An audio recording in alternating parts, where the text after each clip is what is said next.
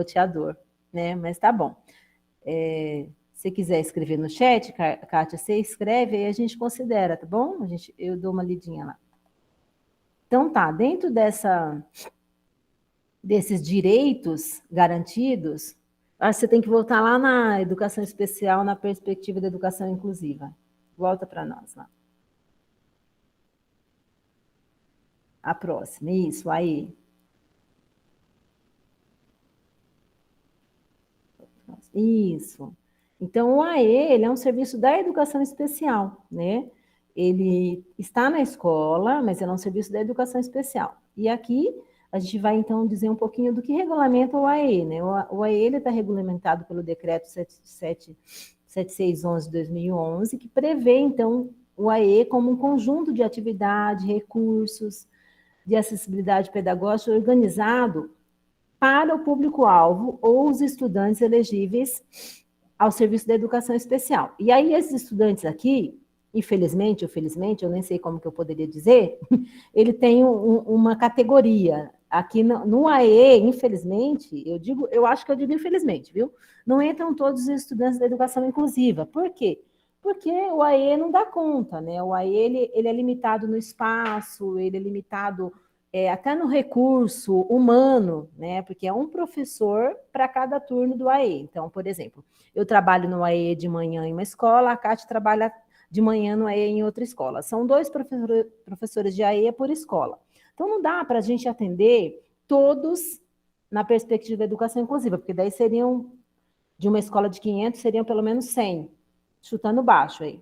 Então, a gente acaba atendendo no AE só o que a política do MEC preconiza, que são as pessoas com deficiência, TGD ou com altas habilidades de superdotação. Então, a gente acaba atendendo esse público, que é o público elegível ao serviço da educação especial, né? Mas, apesar de só atender esses, e já ser muito, né, quando a gente consegue dar conta deles, é um suporte muito importante o AE. Por quê? Porque ele vai, por meio de todos esses recursos previstos na legislação e pela capacitação do professor e atuação no AE com o estudante, ele vai proporcionar e fazer com que o estudante do elegível à educação especial se aproprie dos conhecimentos na sala comum. Então, vai dar um suporte. O AE é como se fosse assim, uma cama para que ele vá para a sala comum e ele se aproprie daqueles conhecimentos que estão sendo ofertados. Vale muito a pena dizer, e a gente vai considerar isso nos slides mais para frente, que não é um reforço, né? O AE não pode se configurar como um reforço, ele é um recurso a mais para aquele estudante, para que ele possa, então, já que ele tem uma deficiência, né, ele tem o direito de ter suportes a mais, recursos a mais, para chegar junto com o outro, ou quem sabe além do outro, né, que a gente vê que existem estudantes na sala comum que são mais deficientes do que a pessoa com deficiência, né, e a gente acaba não podendo atender esse. Pode passar, Kátia. Ver se tem alguma coisa. Então, nós vamos para o próximo. O papel do AI, acho que deve ser esse de baixo, né, Kátia? Isso. Então, como eu já disse anteriormente, né, ele é amparado pela lei e toda escola deve ter o AE, né? E ele tem aí várias formas. Então, ele é um suporte pedagógico especializado. O professor que trabalha no AE, ele tem formação específica, não pode ser só pedagogia, então ele tem que saber um pouco sobre as especificidades das deficiências. Então, por isso que ele é especializado, porque ele vai trabalhar com um público diferente, né? Deve ser um apoio e não um local de reforço escolar, aquilo que eu falei. Então, o AE ele está para dar um suporte, para dar um apoio para que o estudante se desenvolva na sala comum. Então, o local de alfabetização desse estudante, de escolarização, é a sala comum.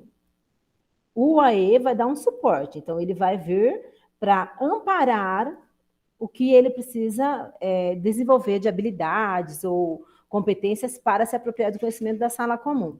Melhorou sua internet? Amiga, quer falar alguma coisa?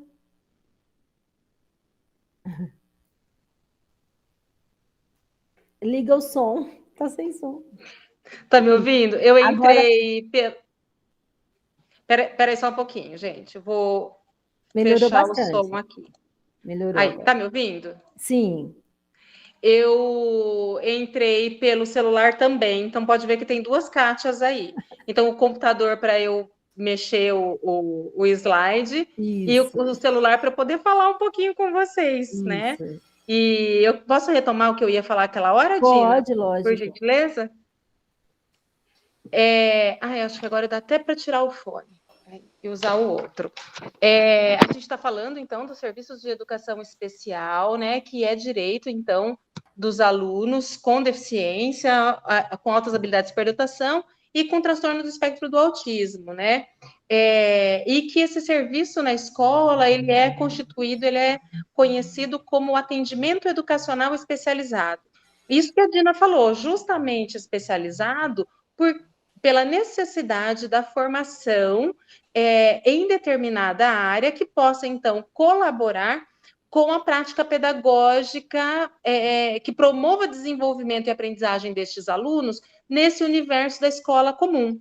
E eu disse isso só para voltar naquilo que eu queria falar, que era o seguinte, né? A questão da diferença entre educação especial, educação inclusiva e educação especial na perspectiva da educação inclusiva.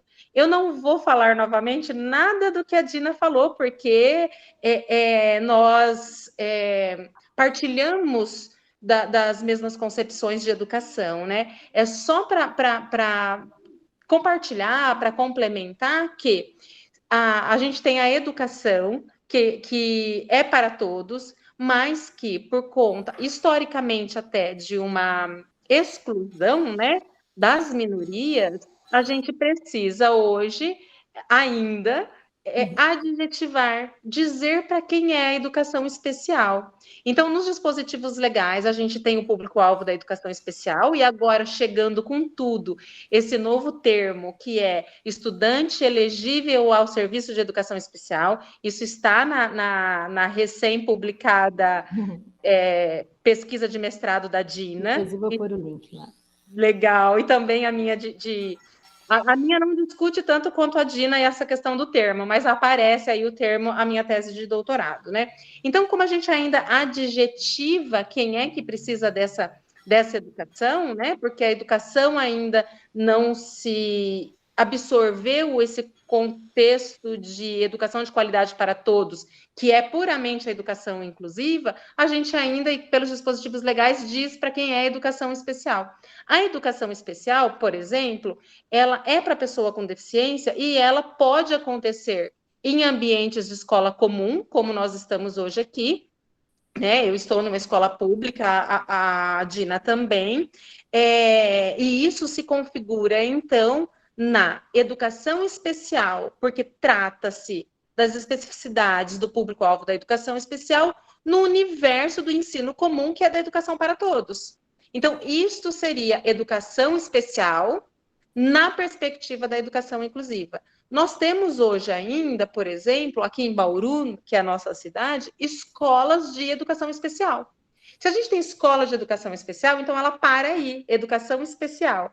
Ela pode ser numa perspectiva de inclusão social para fora dos muros da escola, mas a escolarização do aluno está centralizada para as pessoas com deficiência. Então, quando a gente tem alunos com deficiência no âmbito, no contexto de escola de ensino comum, é o que a gente diz. Trabalhamos a educação especial na perspectiva da educação inclusiva. E se estamos falando, então, de educação especial na perspectiva da educação inclusiva, o AEE, como a Dina já disse, eu já vou passar a bola novamente para ela, é o que se configura em atendimento para as especificidades deste público. Então, é o AEE, é o suporte pedagógico especializado, que é um apoio para essa comunidade escolar. Como a Dina disse, não é o local, por exemplo, que vai alfabetizar um aluno. É o local que vai potencializar as condições de aprendizagem para ele se apropriar dos conteúdos e conhecimentos, né? E isso vai acontecer com todo e qualquer aluno. independente da sua condição. Alunos com deficiência, alunos sem deficiência aprende, alunos com deficiência também aprende. A gente vai ver daqui a pouco a necessidade de reorganização dos recursos, das estratégias, das práticas pedagógicas. Tá bom? É isso, Dina. Pode seguir. Ótimo, ótimo, ótimo. É bom que daí, assim, não é falar de novo, é reforçar, né, Kátia? Porque é tudo muito... Para nós que estamos na área, parece que é chover no molhado, é falar do mesmo, mas não é. Tem gente por aí que ainda não interiorizou isso, né? Que, assim, que não é, que é um apoio e tudo mais, né? Então, como nós estávamos falando, o AE é um suporte importante que precisa ter na escola. Nós temos, infelizmente, escolas em Bauru, não temos ainda municipal, pelo menos não. Mas por aí eu tenho visto que tem escola que não tem AE, tem criança com deficiência e não tem AE. Então tá errado.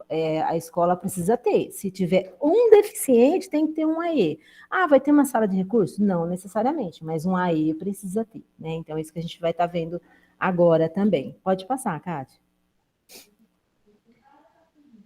Então, o que o serviço do AE faz? O que eu e a Kátia fazemos no nosso trabalho? A primeira coisa que a gente vai fazer, e a gente sabe muito bem disso, e qualquer professor que trabalha em AE tem que ter isso em mente, que você vai identificar, elaborar e organizar recursos pedagógicos de acessibilidade para eliminar as barreiras, para que o estudante tenha minimizado, não, às vezes você não consegue eliminar, né? Mas vai minimizar as dificuldades para que ele tenha acesso ao currículo. Então, eu tenho deficiência que eu não vou dar conta de falar, ó, esse aqui está igual para o aluno. Não, não está. Então, a gente vai estudar o caso, ver o que precisa ser feito, elaborar. Por isso que tem que ter um saber específico, né? Muitas vezes a pedagogia deveria, e o curso de matemática, por exemplo, que é o de vocês, deveria formar um pouco mais para a educação inclusiva, que daí entraria aspectos da educação especial. Mas, infelizmente, a gente vê que os cursos hoje, eles estão cada vez mais rasos, e por conta de uma programação, acaba deixando de lado ou priorizando coisas que é a visão do coordenador ou da faculdade em si, né, e acaba não dando tempo porque senão os cursos teriam que durar muito mais tempo, né. Mas precisa depois, então, de formado, o profissional que queira trabalhar em educação vai ter que ir atrás de conhecimento para trabalhar com este público, né? Então, no AE nós fazemos isso. A gente identifica, elabora e organiza recursos para que o aluno tenha acesso ao currículo do ensino comum. Ele complementa ou suplementa, ou seja, quando é uma deficiência, nós vamos complementar. Se for uma alta habilidade de superdotação, nós vamos suplementar, porque também é público-alvo da educação especial. É um estudante elegível ao serviço. Então, também faz parte do nosso público. Então, nós vamos suplementar, nós vamos alimentar aquela habilidade que ele desenvolveu. Então, são várias habilidades, pode ser uma ou outra, e aí nós estamos lá para isso. Agora, minha campainha tocou e eu não vou atender, tá, gente? Você vê, eu nunca estou em casa, hoje que eu estou, a campainha toca. Né? Então, pode seguir, Kátia. Tá aí.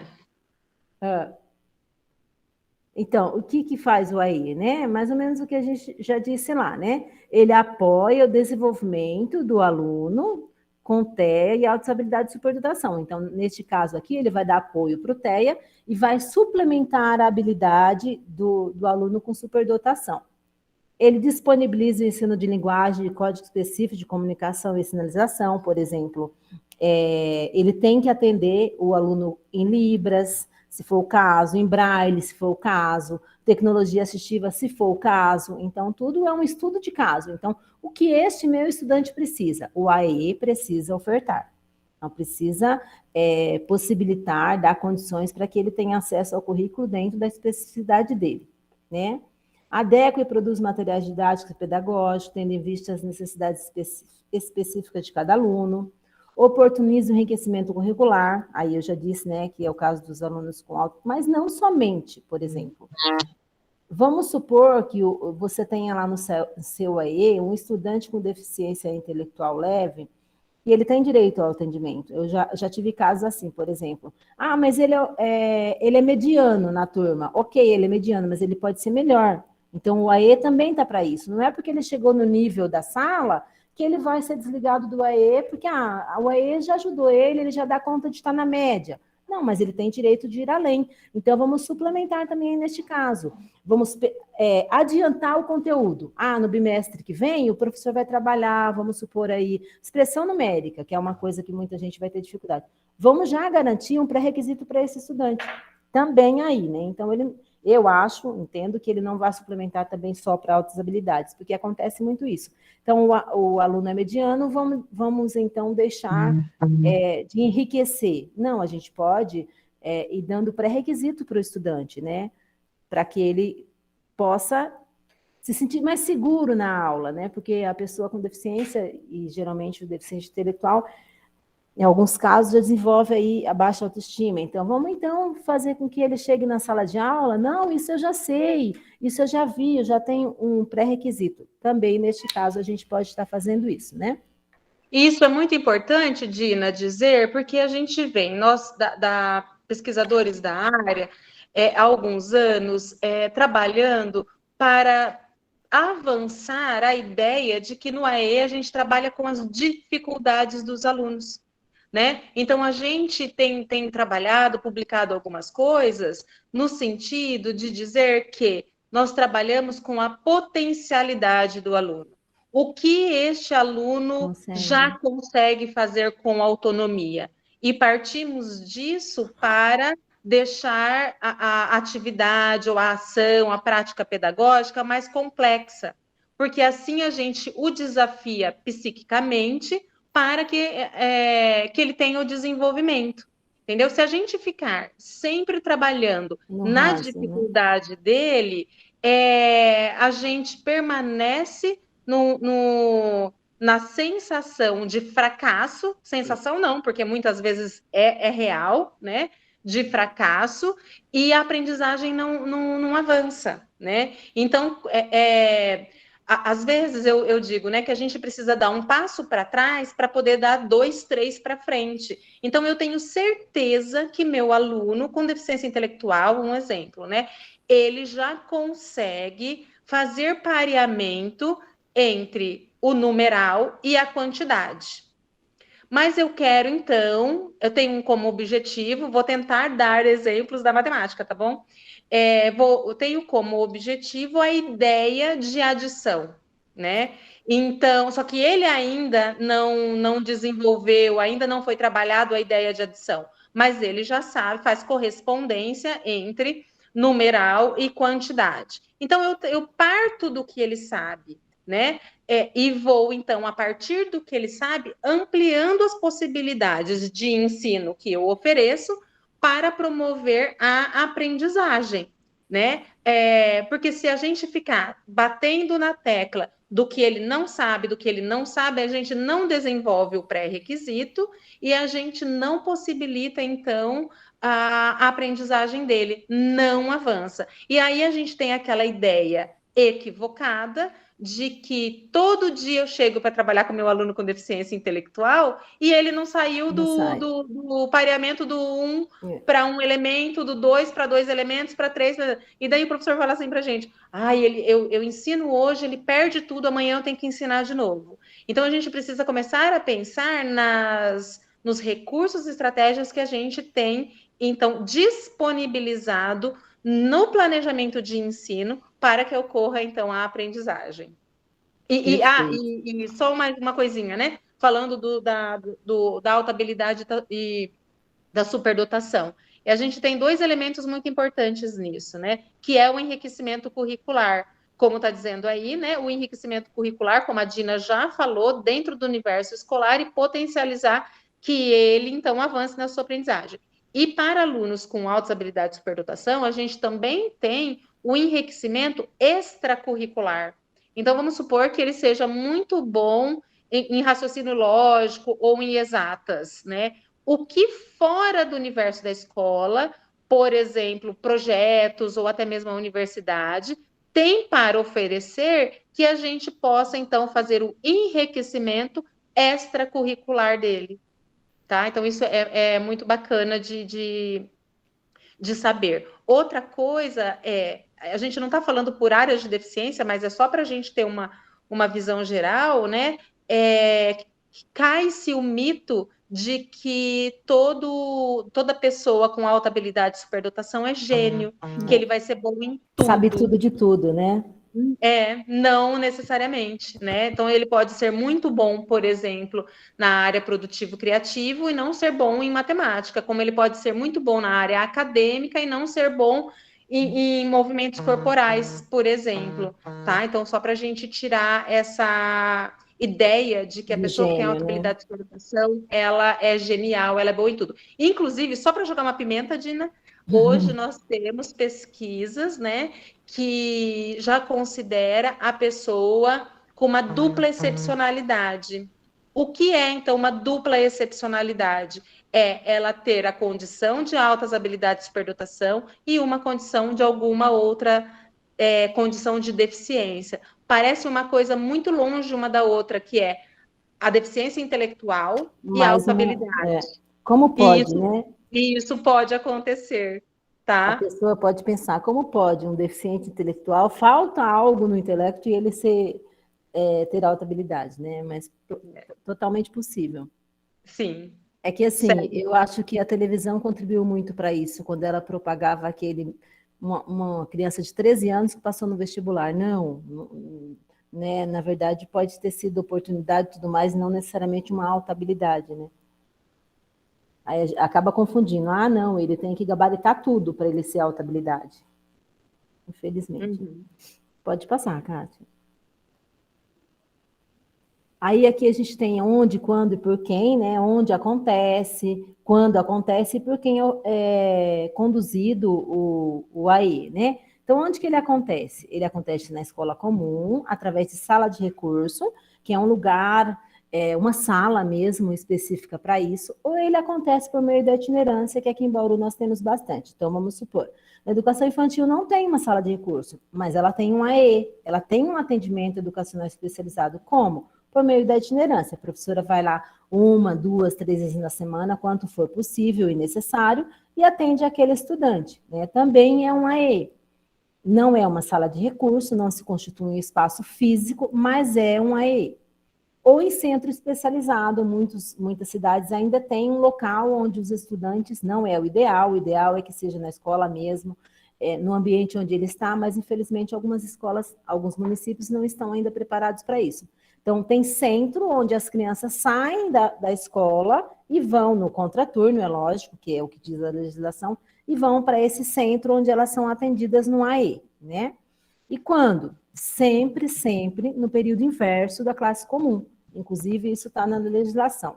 Por quê? Se você mandar no período do turno que ele estuda, então não é uma inclusão, é exclusão. Ele vai sair da sala de aula para ser atendido em outro lugar, e aí ele vai perder o convívio com os colegas e ser privado das estratégias e recursos que a professora vai usar com todos os outros estudantes. Por isso, tem que ser no contraturno, no horário contrário, né? E preferencialmente na própria escola deste aluno. Quem oferece? Um professor especialista, um professor concursado para isso, um professor com formação, principalmente com formação para isso, né? Então, porque ele precisa saber a especificidade que a pedagogia não dá conta, como nós já dissemos aqui, né? Pode passar, Kátia. E complementando, né, a Dina está dizendo das salas de recurso e da itinerância, e a gente tem uma estratégia pedagógica que nós chamamos de ensino colaborativo.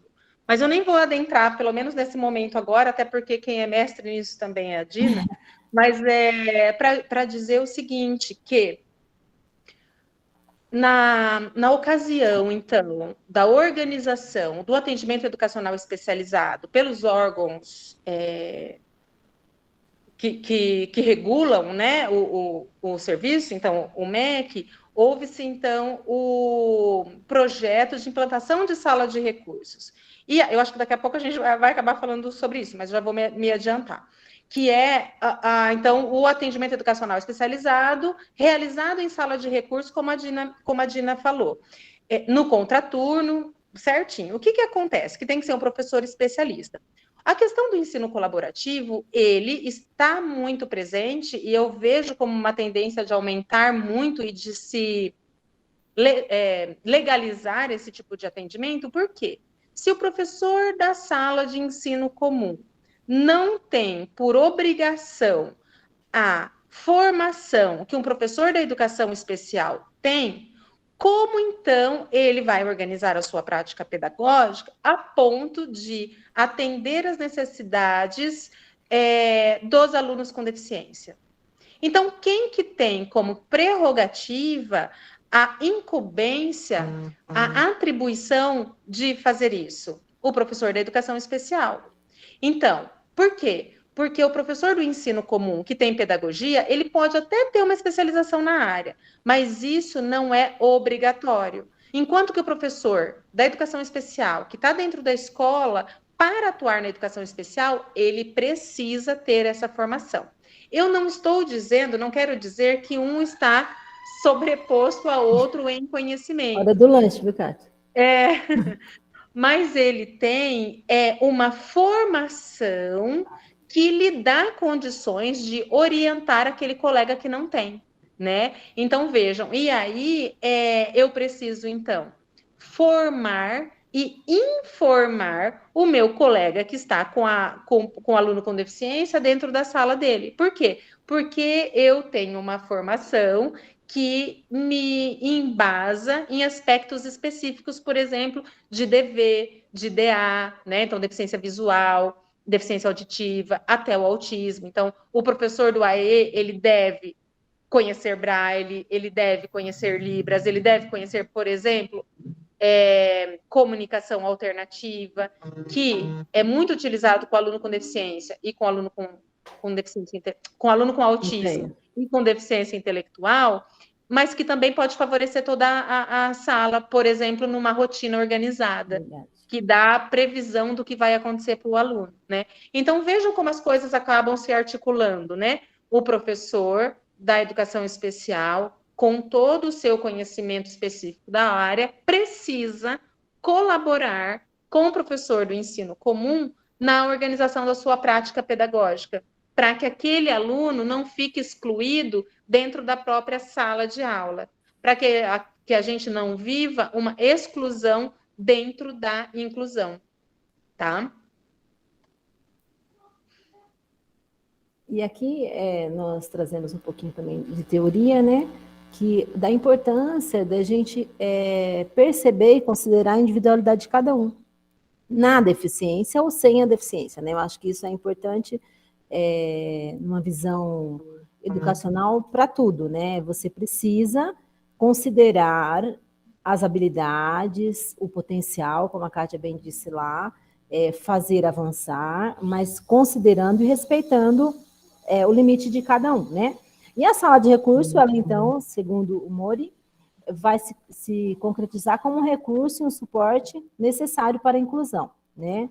É preciso avaliar a proposta, como a Kátia disse. Hoje, não tem como você não fazer um trabalho colaborativo, porque se não existir um trabalho colaborativo entre o professor do AE e o professor da sala comum, vai ser um cabo de guerra. Cada um vai puxar para um lado e o estudante vai ficar no meio, né? Então, assim, se ele encontrar um professor que não seja colaborativo, vai acabar que vai empacar e o processo não vai acontecer de forma efetiva, produtiva e positiva para o estudante, né? Então, o ideal mesmo é essa colaboração com os dois professores e até com a escola toda. Hoje nós temos o ATPC, né, que dá para formar bastante coisa, embora não seja o foco aqui da nossa conversa, a formação, ou não tem como fugir da colaboração, né? Quer falar alguma coisa aqui, Kátia? A gente passa. Eu estou querendo chegar nas práticas, né, porque já são 10 para as 3, né, e quando a gente chega no fim, é assim, a gente não fala, mas quando a gente começa a falar, não para mais, né? E um fator importantíssimo da função do professor do AE ou do professor da sala comum, ou seja, do professor, é a mediação, né? Eu acho que aqui a chave da aprendizagem efetiva, uma boa mediação. Nós precisamos, respeitando a dificuldade, respeitando a potencialidade, respeitando a individualidade, mediar de forma assertiva. E aí que está o X da questão. Quando você media de forma assertiva o processo de ensino-aprendizagem do estudante, ele vai aprender e vai evoluir, né? A mediação, eu digo aqui, traduzindo para vocês, a intervenção do professor, ou seja, o que é mediar? Eu estar entre o estudante e a aprendizagem. Então, eu, como professor, vou me colocar ali no meio. Tá vendo esse professor aí, ó? Tá no meio, tanto de aluno dito normal, como de aluno com deficiência, que nós temos aí um cadeirante, temos aí uma escola inclusiva, né? Então, eu preciso mediar de forma assertiva. Então, levar em consideração, quando a Kátia disse lá do exemplo dos números, eu lembrei assim, falei assim, às vezes a gente se limita também à quantidade. O meu aluno só sabe até 10, portanto, ele não vai aprender adição. Não, ele vai aprender adição, é só você usar os números até 10. Oxe, é o conceito de adição, ele não precisa aprender adição já a partir de uma centena ou de uma milhar. Se ele entender o conceito de adição e conseguir realizar a operação de adição com os números de 0 a 10, ele vai conseguir fazer qualquer outra, né?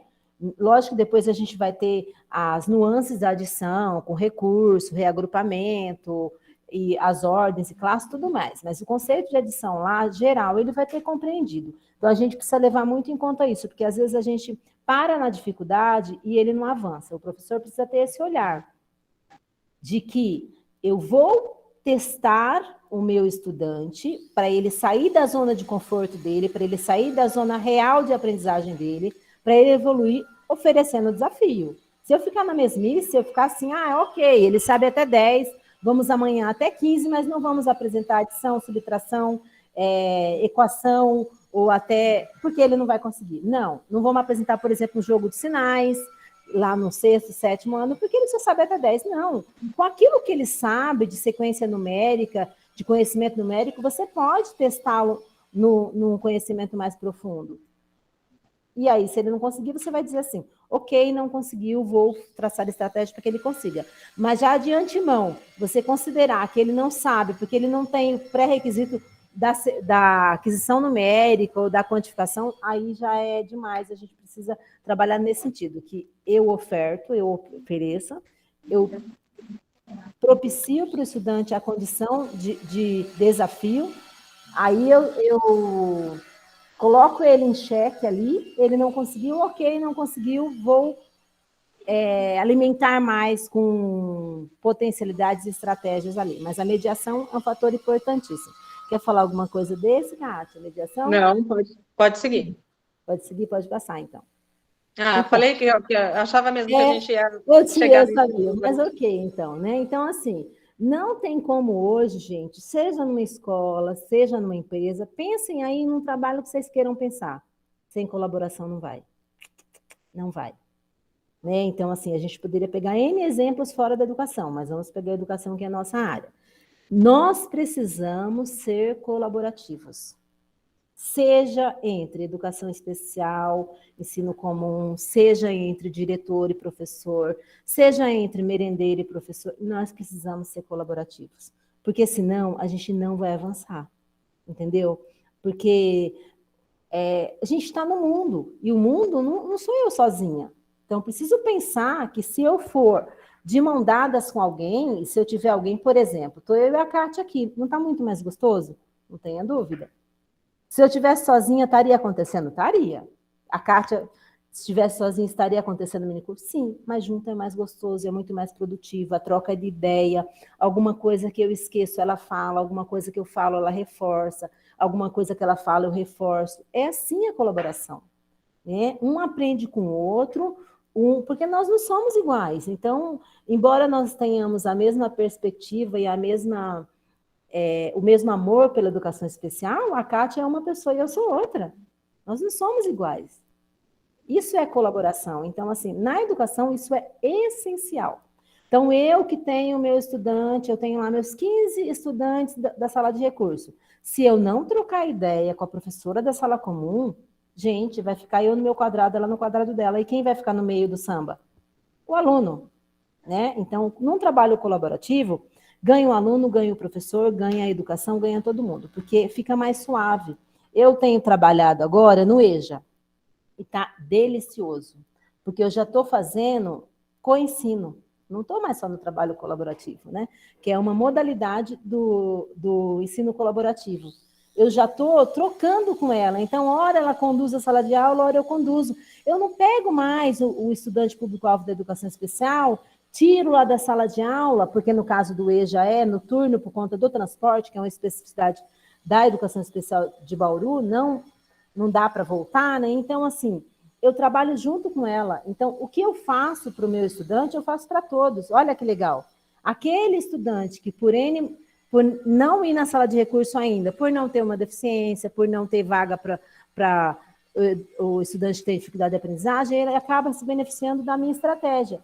E ela acaba vendo que, olha, ela está fazendo isso, outro dia eu vou fazer isso também. Então, eu acho que é uma aprendizagem. E eu, por outro lado, vejo, nossa, esse aqui, ó, que eu não tinha percebido, ele consegue fazer isso. A Cris deu, ele conseguiu. Porque daí fica trabalhando cada um no seu quadrado. E aí você só vê um pedaço do teatro, né? Por exemplo, um pedaço do filme. Quando você pega o estudante lá na sala de recursos, você atende ele, você não vê a interação, você não vê como que ele interage com a professora, como que ele dá uma resposta oral para uma pergunta da professora. Então, o ensino colaborativo, ele é assim, eu sou apaixonada, a Kátia bem disse aí, a minha tese é sobre ensino colaborativo, a minha dissertação, tese, eu já estou querendo dizer que é doutorado. A minha dissertação é sobre ensino colaborativo, o meu produto foi muito bacana, sobre ensino colaborativo também, e assim, como a Kátia bem disse também, o professor do AE, ele tem suas funções, e uma das funções é essa, é de informar e dar suporte também ao professor do ensino comum. Então, faz parte do nosso trabalho oferecer esse apoio para ele, e inclusive na sala de aula. Então, bacana quando a gente consegue sair, eu consigo sair do meu canto, né? Ir lá e falar, olha, posso fazer isso com eles hoje, com todos? Ah, bacana. Quando você também acha uma abertura, porque também o ensino colaborativo e o trabalho colaborativo, ele é uma via de mão dupla, os dois têm que querer. Não adianta só o professor do AE querer e o outro não querer, porque daí não dá certo, né? Eu acho que é um namoro, assim, você precisa conquistar, e aí o outro precisa estar na sua vibe, de entender que aquilo é bacana. No começo eles são muito resistentes, mas depois, assim, em todos os casos que eu estou atuando, eles aceitam ajuda, eles querem ajuda, né? O professor sempre quer ajuda, eu também quero ajuda, e às vezes a gente, no começo, fica esquivado, mas depois dá certo, né? Então, a parceria hoje, ela é importante para a vida, ela não é importante só para a educação, e só para o trabalho, ela é importante para a vida. Eu acho que ter parcerias hoje é essencial. Uhum. Falar alguma coisa, Kátia? Não, pode seguir. São 2 para as 3 já, né? A gente Mas é até 3h30. Mas olha, nós estamos em qual Tem slide? bastante coisa. Tem bastante coisa. A gente tá. Nós vamos entrar, então, agora um pouquinho no conceito do DUA, né? Que talvez seja alguma coisa mais nova para vocês, né? Então, o DUA, ele é uma concepção, uma abordagem, né? Que está sendo aí trazida. Ela não é tão nova, mas às vezes a gente ouve falar e não sabe nem o que é, né? Ela vem da arquitetura, que é do desenho universal, e ela integra o campo educacional como uma possibilidade de proporcionar meios diversificados com possibilidade para que o estudante com deficiência ou também não com deficiência, porque daí a gente está falando de educação inclusiva, na perspectiva de educação inclusiva, né? Para uma abordagem que facilita, que com estratégia, recursos, tecnologia, não só tecnologia também, para que o aluno e o estudante tenham aí sucesso no seu processo de ensino-aprendizagem, né? Então, nós vamos ver a próxima tela, um quadro do desenho universal, né, que é um desenho da arquitetura. Então, nós já vimos esses símbolos em alguns lugares, né? Então, o desenho universal ele tem 7 princípios. E aí a gente vê muito isso em móvel, em transporte, é da arquitetura mesmo. Aí, então, vai se fazer um prédio e está pensando, então, no acesso e tudo mais. E daí, então, surgiu o desenho universal para aprendizagem. Ele engloba, então, o desenho universal, mas uma perspectiva de aprendizagem, não só de acesso ou de ambientes, mas então para estratégia, prática e recurso pedagógico. Mas ele tem como base o desenho universal. Pode passar, Kátia. Se você quiser falar alguma coisa, tá, amiga? Não, pode ficar tranquila, vai. Bom, então o que o DUA propõe? É bem isso aí que a Kátia colocou a imagem. É um caminho, né? Então é um caminho que vai ter uns degraus, com certeza, né? Que daí você vai traçando movimentos e qual que é o objetivo? Eliminar, romper ou diminuir barreiras para o acesso ao conhecimento. Ah, que tipo de barreira? Porque às vezes a pessoa pensa também em acessibilidade ou em desenho universal, trazendo lá da arquitetura, pensa só em acesso. E não. Aqui a gente tem que pensar o desenho universal para a aprendizagem. Então, para o conhecimento, como estratégia, recurso, para que o estudante consiga se desenvolver e ter acesso ao currículo na escola. Pode passar, Kátia. Acabou o lanche, Kátia? Então, se o desenho universal tem 7 princípios, o desenho universal para aprendizagem tem 3 princípios. Então, qual que é o primeiro princípio? Múltiplos meios de envolvimento. Então, ele está intimamente ligado à neurociência. Então, vocês estão vendo aqui que tem 3 cérebros, né? E cada área está representada por um princípio. Qual que é, então, pensando, o primeiro princípio, pensa em qual área? Estimular o interesse dos estudantes e motivá-los para a aprendizagem, recorrendo a múltiplas formas. Então, o primeiro princípio, ele está intimamente ligado à motivação. Então, né, eu preciso pensar em meios e estratégias que esse aluno se envolva. Como que eu vou pensar isso? Então, quando você está pensando isso, você está já usando DUA. E muitas vezes todo dia, você usa DUA e não se liga que está usando DUA. Porque quando eu vou planejar uma atividade e eu penso, eu vou passar um vídeo. E se eu levar um joguinho? Mas o fulano gosta mais daquilo. Isso é DUA. Quando você pensa a estratégia para envolver o seu estudante, você está fazendo DUA e você está usando o primeiro princípio, que é estimular o envolvimento do estudante para que ele desenvolva a proposta que você está levando para ele. Acho que hoje eu vou ler uma história.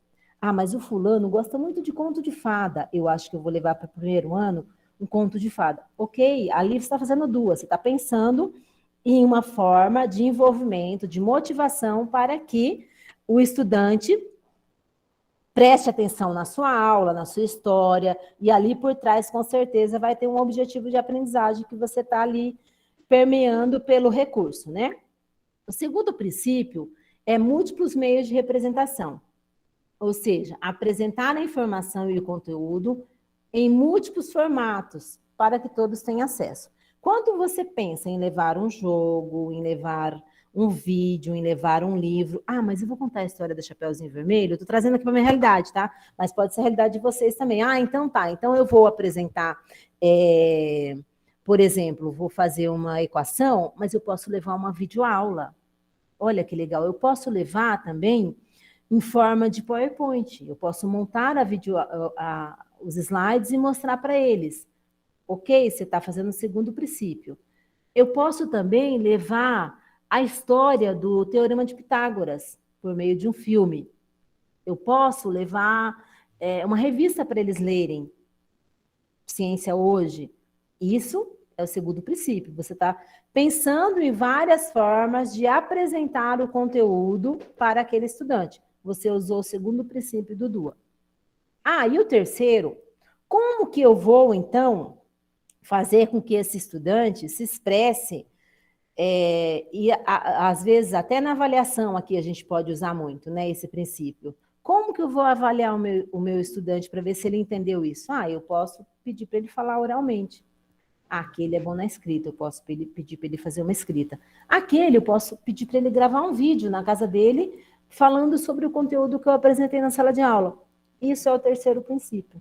proporcionar múltiplos meios de ação e representação. A forma como que ele vai representar o conteúdo, seja na avaliação, ou seja por meio de uma atividade lá na sala de aula mesmo, que ele entendeu ou as dúvidas que ele tem. Falar alguma coisa, Catinha? Não, perfeito. Né? Então, o DUA, ele se resume, então, a partir do desenho universal, em 3 princípios que depois vocês podem se aprofundar aqui, e é maravilhoso o DUA, e depois eles vai ter os engajamentos e tudo mais, né? Vocês podem colocar aí desenho universal para aprendizagem na matemática. Vocês vão achar coisas legais para ler, se quiserem ler minha dissertação. A Kátia também fala um pouco de DUA em um livro que ela tem, que lá no meu produto educacional, que eu coloquei no chat também, tem um link, e lá tem o livro da Kátia. Tá bom, gente? Então, vocês podem entrar lá e tá lendo um pouco mais sobre o DUA. Pode passar, Kátia. No capítulo desse livro que eu organizei, que eu falo sobre DUA, daí é na geografia. Geografia, verdade. Mas tem todo esse conceito, então, muito legal. E o que eu gosto muito, gosto de tudo de DUA, né? Porque eu acho que o DUA ele é muito inclusivo. Se a gente, então, organizasse a prática pedagógica a partir dele, a gente daria conta de muitos alunos no sentido assim, nem tudo que a gente ensina, todos absorvem da forma como a gente quer. Mas, se a gente organizar o planejamento pedagógico a partir dos conceitos de DUA, a gente caminha um pouco mais nessa necessidade. E como eu gosto de dizer, né, que o DUA, e talvez amanhã eu fale um pouquinho sobre planejamento invertido. Mas o DUA, então, voltado, por exemplo, para as pessoas com deficiência, eu costumo dizer o seguinte: se é DUA, desenho universal, é para todos, né? Então, eu costumo dizer assim, que numa organização, num planejamento de aula, o que é bom para o aluno com deficiência é bom para todos os outros. Agora, o que é bom para alunos sem deficiência, nem sempre é bom para o aluno com deficiência. Né? Agora, se você se organiza a partir do desenho universal da aprendizagem, você já está levando isso em consideração. Porque se ele é universal, ele é para todos aqueles alunos dentro da tua sala, então essa estratégia vai ser boa para todos os alunos. Verdade. Então, é isso mesmo, né, Kátia? Assim, às vezes a gente pensar, né, formas diferentes de levar o conteúdo, né? Porque a gente acaba se limitando a uma forma. Para esta aula eu vou pensar só no vídeo, ou para esta aula eu vou pensar só em um jogo. E às vezes não envolve todos naquilo, né? Então, o DUA é bem isso mesmo. Pode passar, amiga. Ixi. Travou? Então, nós vamos falar um pouquinho agora dos jogos, né? Que é a proposta do título do minicurso. E aí, assim, a minha dissertação ela foi em cima da matemática, viu? Eu fiz uma consultoria colaborativa na disciplina curricular de matemática. O jogo é uma delícia jogar, né, gente? Eu estou aqui, que eu baixei um joguinho no meu celular, que eu fiquei na hora do almoço, que eu não fui trabalhar à tarde, fiquei jogando, falei, nossa, muito gostoso. E é um joguinho educativo. Porque aprender jogando é muito mais gostoso. Por que você acha que um jovem fica aí 2, 3 horas na frente de um videogame? Porque é divertido, porque entretém, porque é um recurso colorido, né? Então, o jogo é muito bacana. Eu uso muito jogo, e ele é considerado um importante recurso educacional, né? Quando você fala para as crianças, ou até mesmo para os adultos. Ah, vai ter um joguinho. Nossa, eles ficam ansiosos, né? E hoje, cada vez mais, a gente tem que driblar aí o tradicionalismo, porque não dá para continuar com aulas tradicionais com os nossos estudantes, seja ele de primeiro ano, seja ele de ensino médio, não dá. A gente viu aí que a pandemia veio para isso também, né? Para mostrar que, como diz a Vera, lousa, cuspe, giz, não dá mais, né? Tem que ser diferente, quem quiser continuar, porque senão nós vamos ser massacrados, né? Infelizmente, ou felizmente. Eu gosto bastante de jogo, né? E o jogo, ele age em várias áreas, né? Então, afetiva, quando você leva um joguinho e quando você joga, quando você se engaja no jogo, a criança, primeiro ano, por exemplo, que é o meu público hoje, à tarde, eles acham, às vezes o jogo está lá jogado, gente, num cantinho. Você, professor, vai lá e pega o jogo, mediação, e interage com ele, o jogo tem outro significado. Então, o jogo ele é importante, no entanto, ele precisa do engajamento também do professor. Não é o jogo pelo jogo. Ah, pega aquele jogo lá e joga. Não, a criança não vai dar conta daquilo, precisa de uma mediação, precisa de um objetivo. Tem hora que vai ser o jogo pelo jogo? Até pode ter, e acredito que tenha, mas no fundo sempre vai ter um conceito ali de objetivo que o professor vai olhar. Mesmo quando eu estou jogando aqui em casa com a minha sobrinha, você acaba inferindo. Alguém falou alguma coisa? Depois eu falo. Tá bom, Cá. Então, assim, o jogo, para um olhar pedagógico, ele sempre vai ter uma intenção e uma intencionalidade e um objetivo dentro daquilo que a gente quer alcançar, né? Pode falar, amiga. E a Dina está falando, né, do uso dos jogos para que toda pessoa gosta, se movimenta e quer participar. E aí é um relato mesmo meu, né? Que, inclusive, na formação de professores, né? Então, Verdade. A sua tese. A minha tese, uma parte da coleta de dados do doutorado, ele foi com a utilização de um jogo. A coleta foi em 2018, então ainda não tínhamos esse momento de pandemia, né? E aí eu fui, talvez, se tivesse o outro intervalo, o recreio. Talvez se eu estivesse coletando agora, no momento de pandemia, eu teria feito um jogo digital. Mas não, eu fiz um jogo com 6 professoras do AEE com os termos e conceitos da teoria histórico-cultural, que é a teoria que embasa a minha tese, né? E elas ficaram super empolgadas ao fazer. Então, era um jogo muito simples, era um jogo da memória. De um lado tinha a disposição de termos e do outro lado a disposição dos significados, né? Então elas tinham que pegar cada uma e discutir entre elas se havia correspondência entre o termo e o significado. E assim, são adultas, né? A Dina, inclusive, é uma. Nossa, gente. Pareciam Errava, eu não queria errar, crianças. não. Não queria errar, e quem fez mais Não. pontos, né? Então, vejam, isso é porque a minha tese, ela caminha para a tese de que a formação do serviço de professores, ela pode ser feita de outros jeitos, não necessariamente de palestras, né? Então, se eu quero que o meu professor saia de práticas pedagógicas cristalizadas, convencionais, tradicionais, eu preciso, então, não falar por meio de uma palestra que tem que ser assim, mas atuar, vivenciar com este professor formas diferentes, então, de estratégias pedagógicas. E daí foi o que eu fiz, então, com as professoras no doutorado. Amanhã eu falo um pouquinho para vocês, mas eu usei, inclusive, o conceito da matemática da atividade orientadora de ensino, né? E o jogo como intencionalidade pedagógica foi um dos recursos que eu utilizei para coleta de dados. E foi muito bacana, assim. Hoje, talvez eu faria digital. Posso até transformar aquele jogo num jogo digital, né? Tô pensando nisso, a hora que tiver um tempo. De virar carta, né? Vira carta. É. Então, assim, eu acho que o ser humano é competitivo, né? E isso tem o seu lado saudável, porque, por exemplo, quando eu estou jogando com meus alunos lá do EJA, eu não quero perder, não, gente. Eu jogo de verdade. Eu falo para eles, não vou dar moleza, não. Porque daí, também eu acho que você acaba forçando ele a dizer assim, fala assim, tem até outro sabor, talvez, né? Quando ele ganha de mim, eu sei que realmente foi uma estratégia. Outro dia eu estava jogando dama com o menino lá, né? E ele ganhou de mim. Falei, nossa, amanhã eu vou ganhar de você. Então, é um estímulo, né? O professor se envolver, se engajar e tá aí junto também. Pode passar, Kátia. Não vejo a hora de chegar na parte prática. Vai dar tempo? Chegou. Ai, gente, pelo amor de Deus. Então tá, gente, eu vou compartilhar aí com vocês. São jogos que realmente nós usamos no dia a dia, né? E esse aqui é um jogo que envolve a matemática, né? Um jogo de número, ele chama Cobrindo as Asas da Joaninha. E esse é um jogo que tem várias possibilidades, né? Eu gostaria muito de estar pessoalmente com vocês, de ter levado o jogo.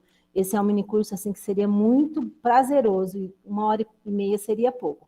Que a gente jogaria, discutiria estratégia, discutiria que turma, que conteúdo, qual o objetivo, que ajuste nós faríamos para um estudante elegível à educação especial, se precisaria de ajuste ou se não, onde a gente enxerga o DUA nesse jogo, né? Mas, infelizmente, talvez não dê tempo da gente fazer essa discussão nem aqui de forma online, porque já são 15h15 e eu sei que todo mundo tem uma programação e não vão querer ficar aqui até 5 horas da tarde, né? Mas se vocês quiserem escrever aí no chat quais as possibilidades, com que turma vocês trabalhariam, eu vou passando todos os jogos e depois a gente volta discutindo um pouco sobre isso, tá? Então, assim, todos os jogos vai ter essas perguntinhas. Quais as possibilidades? Qual a turma, o conteúdo, o objetivo, o ajuste e o que vocês enxergam de duas nele, né? Esse aqui é um jogo físico, que eu trago para vocês jogos físicos e digitais. A importância também de não ficar só no jogo digital, porque DUA também, às vezes a pessoa pensa que DUA é só recurso tecnológico, e não é. E DUA também não é só prática pedagógica, estratégica pedagógica. Então, quando eu penso em colocar, por exemplo, um apoio para o pé da criança que não alcança o chão, isso é DUA. Eu vou estar pensando em um recurso para que ela esteja mais confortável para aprender. Então, vamos supor que você tem um aluno com deficiência física, que ele está na cadeira de roda, mas ele quer sentar na carteira e o pé dele não encosta no chão. Ué, você tem que pensar em uma forma, se na escola não tiver aqueles apoios de pé, porque nem toda escola tem, uma forma de deixar ele confortável para aprender. Isso é DUA. Então, DUA não é só tecnologia, DUA não é só estratégia pedagógica, DUA não é só recurso, DUA ela é uma abordagem que pensa um desenho universal para que o estudante possa aprender de forma mais positiva e efetiva. Pode passar, Kátia. A gente passa todos os jogos, depois volta discutindo. Alguns, pelo menos, né? Se não der tempo.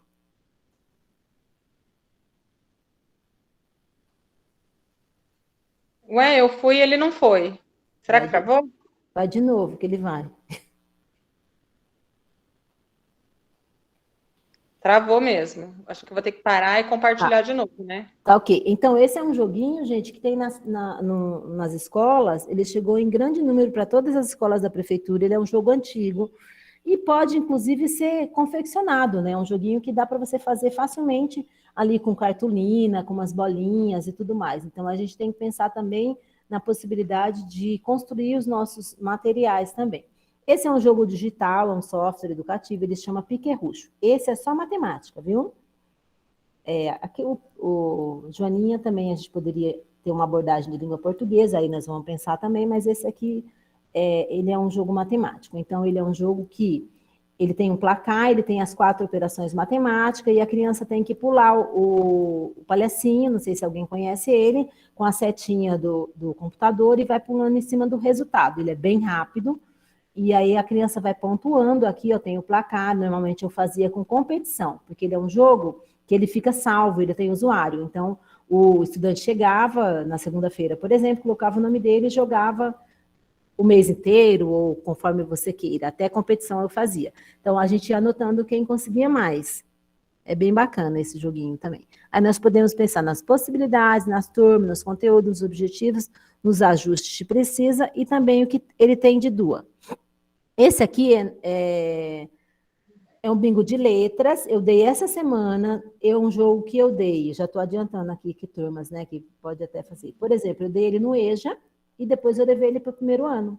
Aí eu fiz a mesma coisa, só que daí ele teve ajustes, né, a depender do nível de aprendizagem que o estudante se encontra, eu fui fazendo os ajustes. Mas é um jogo muito bacana também, chama Bingo de Letras, é um jogo físico. E pode ser também um bingo de números, né? Existe o bingo normal, existe o bingo de números, existe o bingo de adição, que a gente pode estar inventando também aí, construindo o nosso material. Pode passar, Kátia. Esse é um jogo digital, ele chama The Scruffs, é um software educativo que tinha lá na sala de recursos que eu trabalhava em 2019. Nessa sala de recursos que eu estou, não tem. Senti muito. Ele é bem bacana. Ele desenvolve várias habilidades, principalmente trabalha funções, viu, Kátia? É muito bacana. Não sei se você tem aí ele. Eu acho que alguém baixou lá na escola que eu trabalhava e eu não consegui copiar. Ele é um jogo de caça. Então, por exemplo, aqui tem a lista de palavras que você precisa achar escondida aí. Então, menina, esse é um jogo que fez bastante sucesso. Alguns estudantes zeraram ele lá onde eu trabalhava, e ele é bem difícil, porque ele é um jogo que ele tem um mapa. Então, conforme você vai vencendo as etapas, você vai descobrindo o segredo do tesouro. Então, cada etapa que você vencia, você descobria um número. E é bem difícil, porque você tem que achar as coisas escondidas. E era bem legal. E aí tem o ossinho ali que você dá para o cachorrinho ajuda a procurar. É bacaníssimo esse jogo. É um jogo digital também. Vê se tem mais algum, Kátia. Ah, não tem. Aqui já é o finalzinho. Então, vamos ver se alguém colocou alguma coisa no chat aqui ou se vocês não colocaram nada. Então, sem querer, né? Então, tá bom. Vamos voltar, então, lá no da Joaninha, que eu quero falar um pouquinho sobre ele. Eu ainda tenho 10 minutos. Então, o da Joaninha. Ó, que turma eu posso trabalhar? Eu posso trabalhar, gente, até o ensino médio. Acreditem que dá. Por exemplo, vamos supor que eu trabalhe com o primeiro ano. Com o primeiro ano, eu vou trabalhar essencialmente com achar o número. Então, esse jogo você pode usar um dado ou 2 dados, né? Aí você joga o dado e você vai cobrir a asa da Joaninha com o número que saiu no dado. Aí ele vai cobrindo. Por exemplo, uma estratégia que eu fazia com os alunos que já estavam mais avançados, não no primeiro ano, vamos supor no segundo ano, você pode fazer adição dos números do dado. Então, vamos supor, um dado deu 5, o outro deu 6. Eu acho, o Luiz Augusto está perguntando, acho que sim, viu? Perguntou se acha sim. Tem também que eu não coloquei aqui, que eu uso muito, gente, o Sebran, vou colocar aqui para vocês. O Sebran, você tem aí, Kátia, é maravilhoso. O Sebran é um jogo muito bacana, que eu não coloquei aqui, porque senão ia ficar muito longo. Então, esse jogo da Joaninha, ele tem N possibilidade. Aí vamos ver uma possibilidade lá para o 9º ano. Posso fazer uma equação numérica aqui com os números. Utilize depois de jogar, ou até mesmo durante o jogo. Vamos fazer uma equação com o lado direito da Joaninha. O lado esquerdo. Vamos, entendeu? Então, dá para você fazer escrita por extenso, dá para você adicionar todos o lado direito, o lado esquerdo, adicionar o direito, subtrair o esquerdo, adicionar o esquerdo, subtrair o direito. As 4 operações, eu usei muito com as 4 operações. Sim, lógico que pode, Heloísa, pode sim. Então, ele jogava o dadinho e ele escolhia a operação que ele queria fazer. Então, os mais espertinhos, eles faziam a operação que eles queriam. Os que já não tinham muita habilidade, ou não estava com a aprendizagem a nível do outro, fazia geralmente adição. Então, eu ia mediando da seguinte forma, por exemplo, quando dava para fazer uma divisão, por exemplo, 1 dividido por 1 dá 1. Se saía 1 e 1. Eu falava, mas pensa bem, vamos fazer uma adição, vamos fazer uma subtração. Então, eu induzia ele a fazer as 4 operações até chegar no resultado que eu queria que ele cobrisse a asinha da Joaninha. E muito bacana esse jogo. E é um joguinho assim, se você olhar para ele, você fala assim, nossa, muito infantil, não consigo trabalhar no 9º ano. Consegue sim. Ah, não consigo trabalhar no ensino médio. Consegue sim. Então, assim, a gente, enquanto professor, a gente tem que enxergar a possibilidade do material pedagógico que você tem, né? E aí ir mediando. Vamos para o outro, Kátia, falar um pouquinho, daí a gente vai para as dúvidas, só dos 7 minutinhos. Esse aqui, ó, esse é muito bacana por conta da competitividade, porque, como eu disse, nós somos seres humanos competitivos. Então, ele ia para casa querendo, no outro dia, voltar com o placar melhor que um amigo. Então, ele acabava estudando as operações matemáticas, e aqui tem que ter também um cálculo mental muito rápido, porque é rápido o joguinho. Eu não posso ficar pensando, 6 vezes 2, 6 mais 6, 2, entendeu? Então, ele já tinha que meio que decorar a tabuada.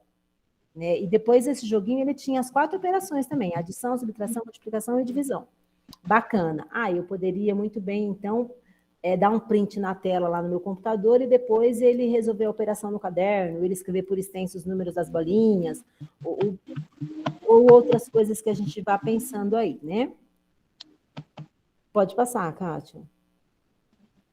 Esse, já falei, né? Até comentava com a Kátia ontem. Por exemplo, se eu for trabalhar esse jogo no 5º ano, eu posso fazer o bingo e a partir da letra ele colocar um adjetivo. Então, a letra foi T. Vamos pensar no adjetivo com T, vamos pensar no substantivo próprio, no substantivo comum, no substantivo composto, vamos compor uma frase. Então, a gente vai enriquecendo o jogo.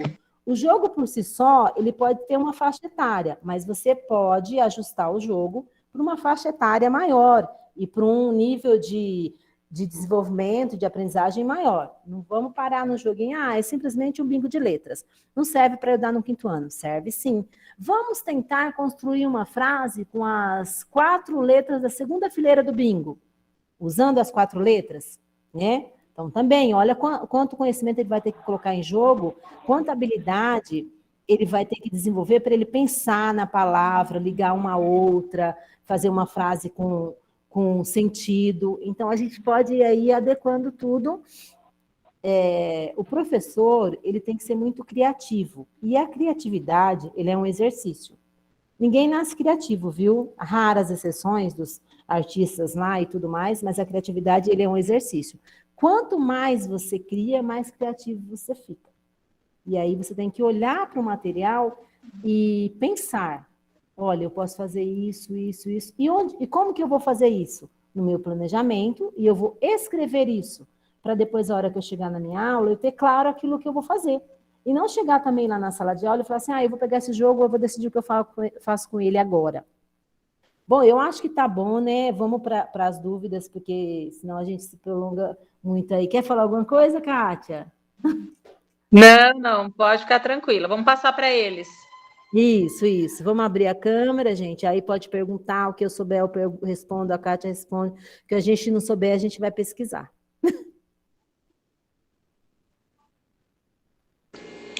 Boa tarde, gente. Vocês estão me ouvindo? Sim, Heloísa. Sim. É que eu tô pelos dados do celular, a internet fica um pouco ruim. Deixa eu perguntar uma coisa. Eu tenho uma conhecida que ela tem um aluno que tem uma certa deficiência, né? E aí ela não queria levar ele para a escola. Enfim, a gente foi conversando com ela, falando dos cuidados que ele ia ter na escola, que ia se desenvolver, enfim. E acabou que ela levou. Mas chegando esse aluno na escola, ele era um aluno agressivo. Ele queria bater na professora, ele jogava borracha nos alunos, ele queria bater nos alunos. Então, minha dúvida é o seguinte, o que fazer quando o aluno com deficiência, ele é agressivo? Então, na verdade, existe para qualquer estudante, não só para o estudante com deficiência, um tempo de adaptação na escola, né? Essa pandemia, ela fez com que muitos estudantes, ao chegar na escola, não tivesse uma adaptação ideal, né? Agora, sim, a agressividade excessiva, ela deve ter um motivo, né? E aí tem que, então, investigar esse motivo. O motivo, dependendo da deficiência, ele tem que tomar um medicamento, aí já entra a parte clínica médica, né? Mas na escola, a gente tenta, na medida do possível, fazer a adaptação. E mesmo em tempo comum, gente, existem deficiências que impossibilitam a criança de ficar o período inteiro. Então, primeiro a gente faz, principalmente, a gente vê muito isso no autista, né? Porque ele tem uma rotina toda específica, sair da rotina dele já gera um desconforto, então tem que ter uma adaptação. O ideal é que ele fique no primeiro dia um tanto, para ir. É igual levar a criança a primeira vez na escola. Vocês, se tiverem filhos, já passaram por isso. O primeiro dia é uma belezinha, o segundo é belezinha, depois ele vê que ele tem que ficar, ele começa a chorar, espernear, querer ir embora. E aí a escola tem que estar atenta a isso. A pandemia fez tudo isso ficar muito diferente. Então, as crianças, elas estão voltando para a escola agora, nós vamos ter aí, em novembro, talvez voltem todo mundo, e a adaptação está mais difícil, né? Porque, além de tudo, tem que usar máscara, tem que ficar longe um do outro. O professor não pode chegar perto para dar um afago, para dar um carinho, para pegar na mão. Então, está tudo muito mais difícil. Mas, assim, quando é agressividade extrema, a ponto de agredir algum colega ou algum professor, aí tem que entrar com um tratamento clínico mesmo, né? Daí só um médico poderia dizer o que fazer para acalmá-lo. Na escola, a gente tem estratégia do tipo conversar, a gente não está podendo chegar perto, fazer carinho, tranquilizar e fazer com que ele se sinta confortável na escola, né? Não pode desistir de levar, isso não pode. Porque não é legal para ele nem para a família, né? Você concorda, Kátia? Tem Além mais alguma coisa disso, para falar? também Fala. Não, concordo, acho que é isso mesmo. E, inclusive, o apoio da equipe multidisciplinar, né, multiprofissionais, por exemplo, com estratégias comportamental mesmo, né? Que aí a gente tem as orientações da parte da área da psicologia, né? Então, em razão desta situação, como proceder? Né? E isso acontece. É como a Dina disse, todo comportamento inadequado, ele tem uma razão de ser. Então, a gente precisa conhecer este aluno para compreender o que está levando ele a ter esse tipo de comportamento. Para poder, então, definir quais são as estratégias que nós vamos utilizar para minimizar, porque isso seria uma barreira, né? Minimizar essas situações, para que a gente consiga promover o desenvolvimento e aprendizagem dele no ambiente escolar. Isso mesmo. Aí teria que ver o caso, né? Porque agora na pandemia, gente, os meus alunos do primeiro ano, eles querem ir embora todo dia, eles choram realmente, não são agressivos. Eu também. Eles choram, né? Você também quer ir embora, Kátia? Eu quero! Ficou difícil. Vai ter que se reconstruir um ano de 2022, se Deus quiser, uma rotina escolar para todo mundo. Até para nós, tá, gente? Carlos? Oi, vocês estão conseguindo me ouvir? Sim. Não é bem uma pergunta, é mais uma curiosidade, né? Quando vocês iniciaram no AE, ou até mesmo hoje, vocês podem relatar alguma dificuldade que vocês tiveram em relação à parte da escola, a parte de recursos, ou a parte de relação entre professores, colaboração entre o professor da sala comum, alguma divergência que tiveram? Assim, qual a maior dificuldade que vocês tiveram, assim? Todas estas que você falou e mais um monte. E não é quando começou, é até hoje. Né? Até hoje. Então, eu acho assim que o maior entrave, eu acho que ainda é a falta de colaboração, entendeu? Trabalhar no quadrado, né? A gente ainda encontra muito professor que acha que o AE tem que dar conta de tudo e que aquele estudante não é da escola, ele é do AE. Então, isso me preocupa muito, isso é o que mais me chateia. Ou então, do tipo assim, por exemplo, não sei se vocês conhecem como é o AE, e o AE não pode ser uma sala de aula, não pode ser um reforço, então você não pode trabalhar com 10, 15 alunos ao mesmo tempo, porque senão você não vai dar conta de oferecer para aquele estudante o que você precisa oferecer de recursos, estratégia e tudo mais. Então, às vezes, nós ainda somos vistas como aquelas que têm um aluno e não dá conta do aluno, né, Kátia? Porque elas acham que o aluno entra na sala de recurso no começo do ano, ele tem que sair no fim do ano melhor do que todos na sala, e não é bem assim que funciona, né? Mas a gente tem vitórias também. Eu, por exemplo, posso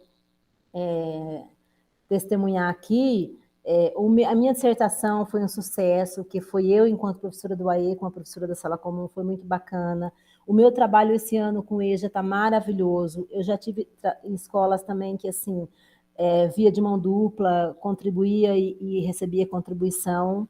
A gente não pode ver só o lado negativo. E já tive dificuldade também do tipo dessa que a Heloísa comentou. Eu tive lá no meu começo de carreira, em 2012, um aluno autista que, Jesus amado, gente, ele batia em mim, ele tirava o sapato, ele jogava, ele corria para a escola.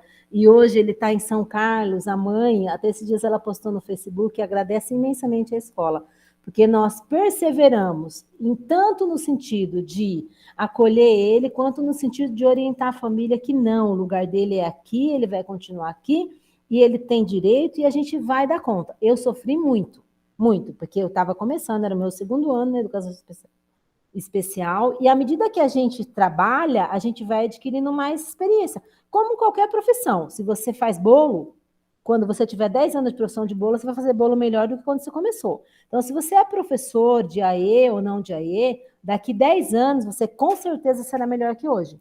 Então, o Caio, ele foi assim para mim, gente, ele era enorme.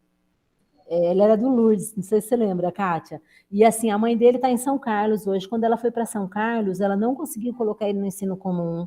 Foi uma luta, porque aqui ela já estava acostumada, ela já tinha entendido que o lugar dele era na sala comum e não era num AFAPAB ou num APAI, não desmerecendo a AFAPAB ou a APAI, mas existem casos e casos.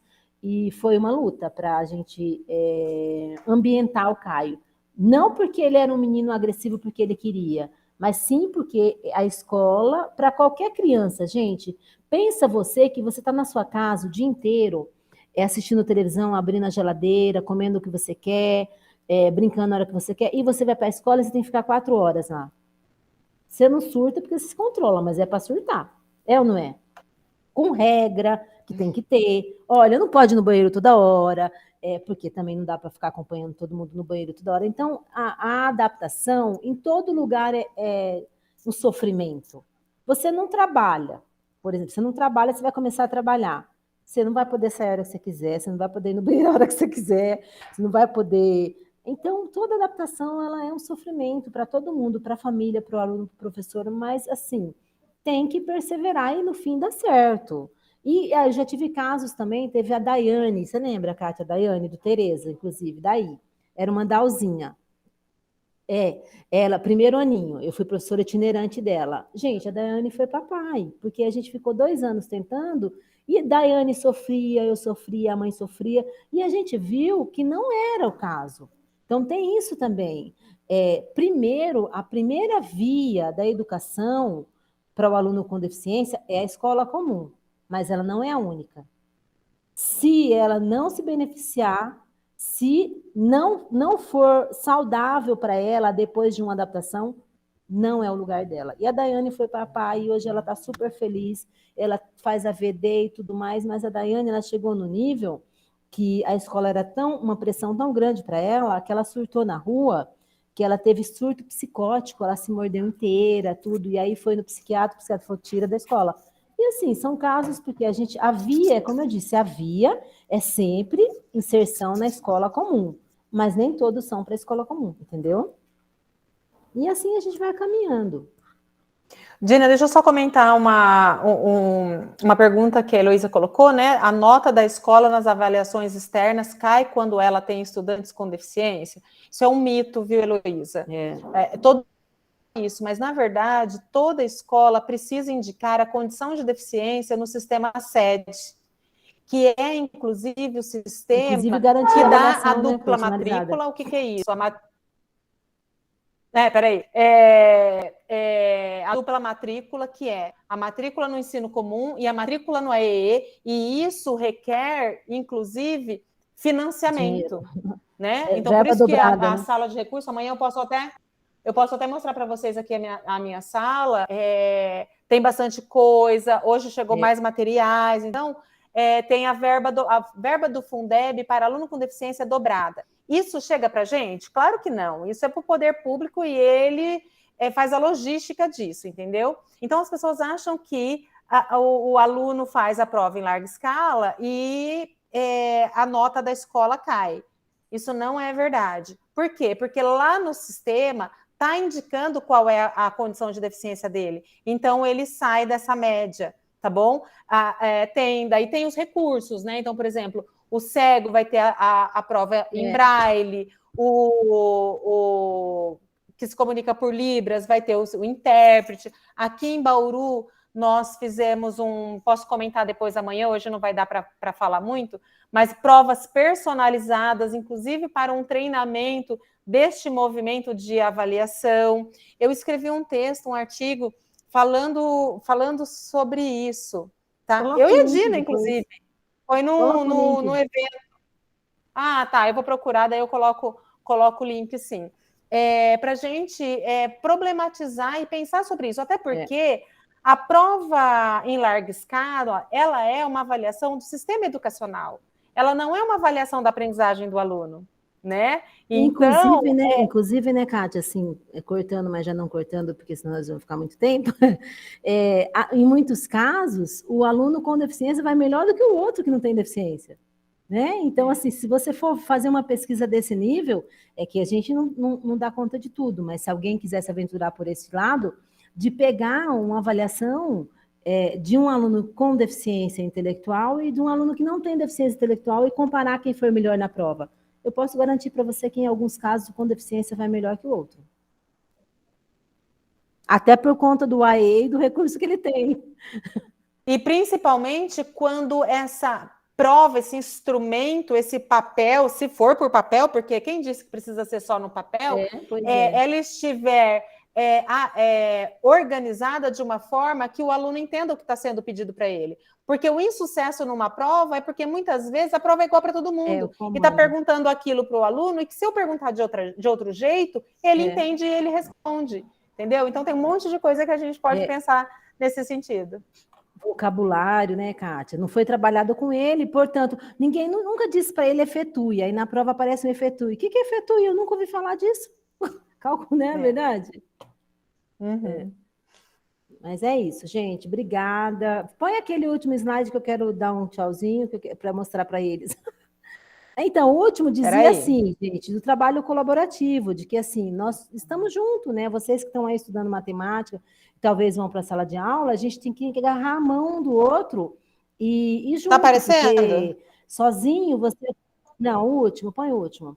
Lá no finzinho. Tá sozinho você até vai. Aí, tá ótimo, é esse mesmo. Ó, se quer ir rápido, vá sozinho. Se quer ir longe, vai em grupo. Porque sozinho você até chega, mas se você for junto, você vai mais longe, com certeza. Né? Essa é a mensagem que nós queremos deixar para vocês. Assim, é possível trabalhar com a educação especial, é possível fazer um trabalho colaborativo, é possível se ajudar e ajudar o aluno com deficiência ou trabalhar na perspectiva de uma educação inclusiva. É isso, gente. Beijo, viu? Olha lá, ele colocou a lista de presença, todo mundo preenche aí para gerar o certificado. Amanhã a Kátia está com vocês, infelizmente eu não posso estar, porque eu estarei com os meus pequenos na sala de aula. Mas foi um prazer, viu? Muito obrigada, pessoal. Beijo, gente. Fica com Deus, viu? Até mais. Até amanhã. Até mais.